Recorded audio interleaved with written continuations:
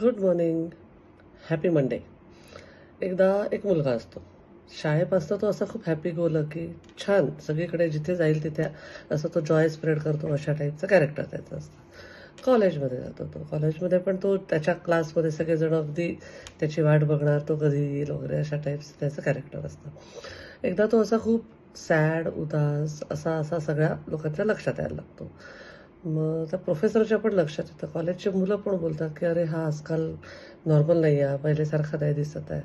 ते प्रोफेसर त्याला एक दिवस घरी बोलवतात, की "कॉलेज संपल्यावर माझ्या घरी ये." तो म्हणतो, "ठीक आहे." मग संध्याकाळी तो जातो त्यांच्या घरी. ते आत बोलवतात त्याला. म्हणतात, "काय झालं?" तर तो म्हणतो, "काही नाही." तो म्हणतो, "नाही, तू पहिल्यासारखा आता हॅपी गो लकी जसा होता तसं दिसत नाही आजकाल." तो म्हणे, "माझी एक मैत्रीण होती, माझी गर्लफ्रेंड होती. ती मला सोडून गेली. तिचं दुःख मला सहनच होत नाही आहे. माझं तिच्यावर खूप प्रेम होतं, तर मला आता काही जगायची इच्छा नाही आहे." असं सांगतो तो त्याची स्टोरी, की तो का सॅड झाला. मग ते म्हणतात, "बस तू 2 मिनिटात मी आतून येतो." ते आत जातात. लिंबू सरबत घेऊन येतात. तर लिंबू सरबत त्याला दिल्यावर तो म्हणतो, "हे खारट आहे."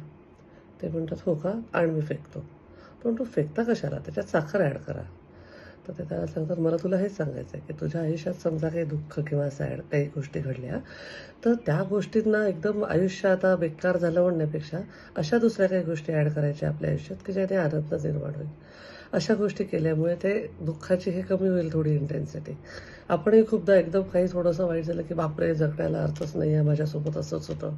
दुसऱ्या गोष्टी ॲड करू शकतो आपण आयुष्यात, ज्यातनं आपल्याला आनंद मिळेल. छोट्या-छोट्या गोष्टी.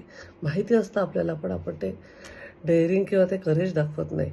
खूपदा आपण आपल्याच बंधनांमध्ये स्वतःला अडकून ठेवलेलं असतं. हॅपी राहणं हा चॉईस आहे ना शेवटी. दुःख तर येतच राहणार आहेत. प्रत्येकाच्या दुःखाची कारणंही वेगळी असतात आणि प्रत्येकाच्या लाईफकडनं अपेक्षा वेगळ्या असल्यामुळे प्रत्येकाचे दुःखही वेगळे असतात. पण छोट्या-छोट्या गोष्टीतले आपण आनंद मिळवूच शकतो आणि हॅपी राहूच शकतो. आणि जॉय तर स्प्रेड करायलाच पाहिजे. आपला जन्म त्याच्यासाठी झाला आहे. Stay blessed. I love you all.